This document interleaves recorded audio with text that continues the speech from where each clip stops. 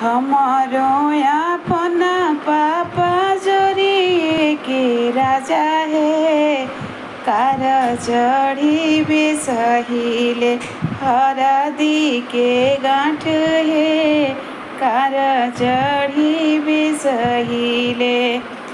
हमारो अपना मामी अति फैशनदार है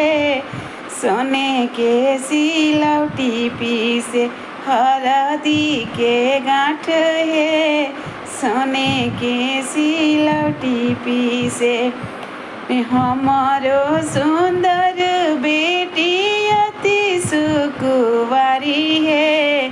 सहलो ना जानेली सहलो ना जानेली हरदिया के गांठ है सहलो ना जानेली हरदिया के झाग है सहलो ना